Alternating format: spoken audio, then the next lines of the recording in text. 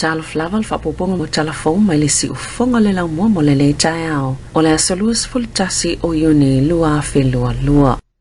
O le atoi fea ngai fo itangata fewa ino fuafi le so, ma faafi tau li fewa i ngai Wellington a o ngā lulu ai le au insini ai faale le yani faale e tonu i polo kalame, na layo na faatuai matutumu fewa i ngai le aso ana nafi, na faale e Paul Ashton o le Kiwi Rail. E le ngata lo o a fia itangata fewa ai faapia fo i le fela ua i ngā uta, i le vaenga tonu, le fisa o ta iei mga lai valu no fuafi, a o lata atul no fuanga autu i Wellington sa ngā lulu ai insini ai au fia nisi faapitoa sa malanga mai au kelani faalelea le tūlanga lpoana po o le vao na uranga mal no fuanga autu i Wellington le ai a fia ai masafa i titele numero malanga wa faatulanga le Metlink e faatino pol kalame o fewa inga le faia ya soto nai ile so se ia o atu le awauli mai tai afai to lama fa awau au nanga mai wai kanae ma apahat ai wale faatau no wina malanga umalava ye no fanga le afi iai e pe o malanga mai tai tapori dua ma Plymouth o no fafi mo meling o le asu ye pasi mai tu ua pitone ai ole ale tutu i Western Heart o le afa awau pia malanga ma Sunny Johnsonville ma waira rapa sa moli ma wina lele ma faya lau fai ngaluenga ona o omi pepa po o ticket sale pasese ile aso ananafi ona ole fe o mai i tutono no fuafi.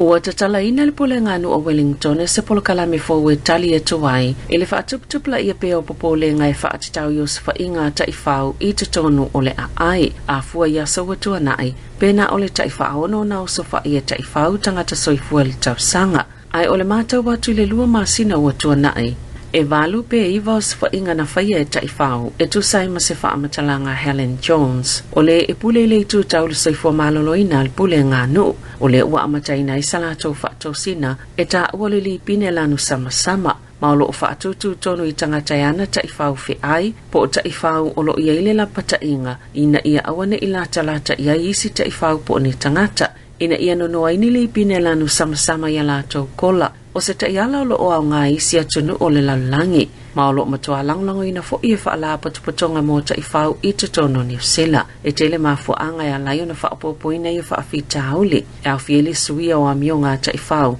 ona o taimia na tapuni ele atunu o male COVID-19 fuluwiwa e ua tele fo i ta i whau whaapopo i le itu malo i le nei vai tau e maasani ona i le vao le lua selau ma le lua selau li masfulu le numero e whaapopo i le au whaingo ta i whau i tutono Wellington e peitai o le tausanga nei e tu samale afe valu selau le au whaingo ta i whau wata ua lo langlango ina e tangataiana ta i whau i tutono Wellington le apolo kalame.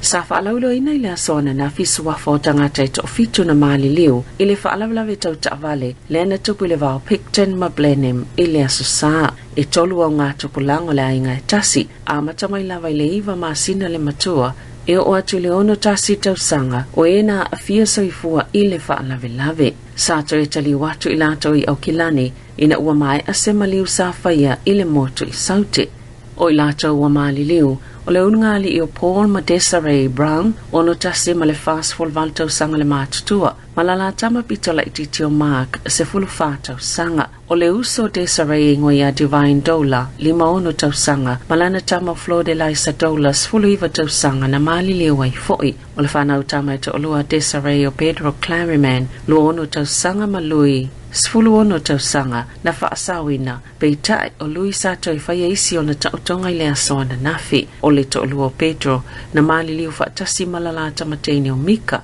lea iwa masina le matua na whaamania leo leo na malio ai malavu ta'vale o le van lea sa malangai le ainga o le isi to olua lo tawhia i whalema i Wellington ma o lo whaawau pia su enga leo i le whaalawlawe o le tala se tasi o woa le ainga o e na mali liu na asia sile ainga i Rollston i sauti o kalai estete i le pola stonai na tala noa le iai e le leile momoe o na malanga ai lea ai na taliane o le a whaawaula la to malanga o na momoe ai le whaatali le teimi o le waa na whaalia nise o tangata eno nofo i le pitono o le na whetau i le loli ma le ta'vale le ainga e le o le teimo mua le o la ngai ni popole nga o tangata winga i le tulanga matautia o lea mga ala o na e masani o na pisi mai silia ma le miliona tangata e whemalanga iai i lea mga ala o e a ngai i le waa.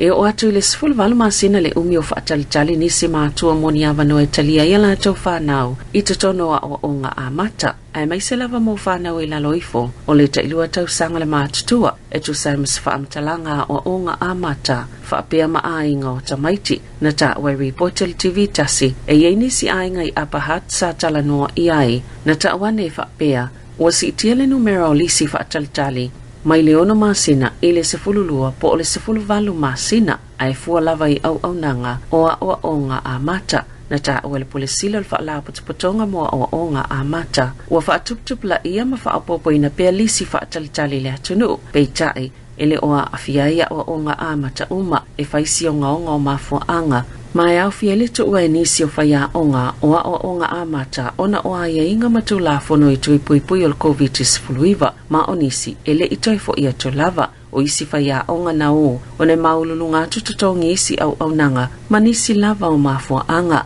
ele o lava whaia onga ma le mafuaanga leo le tapunia o nisi o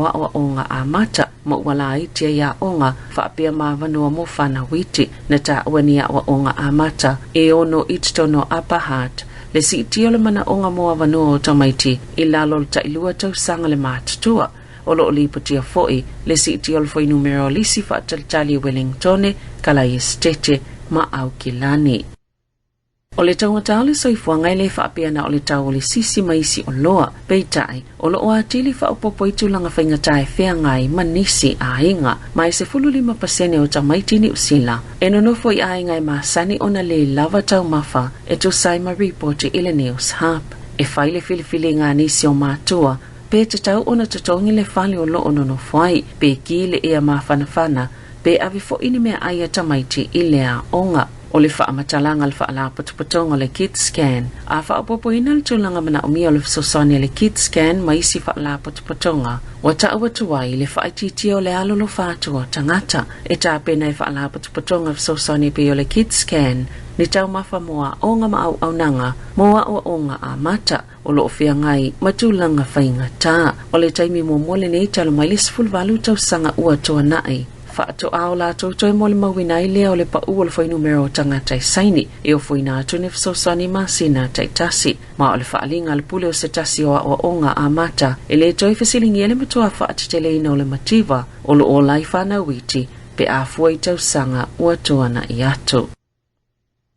Ua whaalia whai numero le mindful money le tu samale se lauiva se 10 milion na Tala o vai ngā tupe o Kiwi Saver e Inivesi Company au fii tutono o le ngau singa o au upenga e pe o whana mea tau whaatontono mamao mapulu whana e ui silia male valus 10% o tangatani usila sao la tau taua e le manana o e Inivesi ni la tau tupe I ia company e tu sai se saililinga pitola tamai o le to telefo I o tangata sa tala noa le polkala melele New Zealand la tau tele ilo po fiele Inivesi ia la tau vai ngā tupe o Kiwi Saver na ta ua le polisilo le mindful money Barry Codes o lo I lava se tulanga matauti o le Inivesi I au upenga o kampania e alu I nisi Inivesi la tau te ngau sina whana mawhaata watu au upenga I so se tasi mai ei taimi umane o ia au upenga I no whangolo pito veve laife tawa inga I le lalangi e walu tasi pasene na o la tau whailoa e le mana na o Inivesi la tau tupe ini au upenga.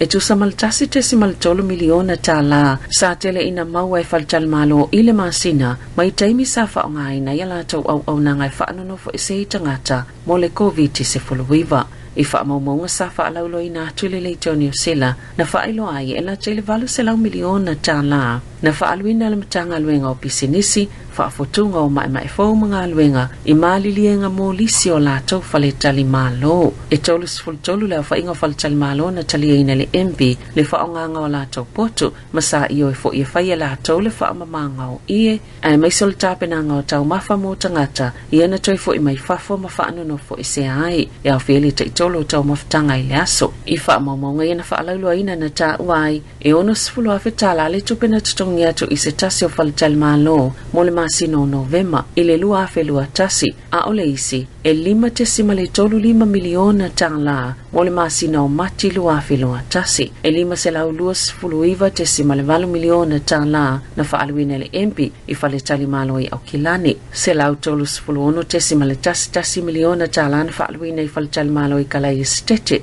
Male se lau se fulu lima te si male tolu miliona Tala mo whale tali malo i Hamiltone, Rotorua mo Wellingtone. Ina ua talia ina kone karate, maile matanga luenga soifua maloloina, ya o ke topa lua felua se fulu. E ta'alonga, wano fusauni le li talavo o tio tapine whaafisanga ai, ma le samila no mumul tapua i ngā tonga, pe ata alo le aula kapili kia New Zealand, le ua filifilia i ai o ia, ma le au malo sia tonga le whai unga le vaiaso i le Mount Smarty au kilani, i le aso to anai, na taua tapine, le olo ta alo i le awa le Canberra Raiders, ua levana ia whaataritali mo le atalonga, ai le ngata i lea, ua levana toi fia malanga mai New Zealand e wheloa ai, i lona a inga, o le tulanga le leo le ta alo le talavo wa filifilia ia a mata mai ta alo ile laina iluma o se tasio na whaanau naunga ina ia vea makapteni o le awa New Zealand whaapea malana ka lapo. Talafo ia male si ufonga le laumua mo le nei vaenga o le tae au.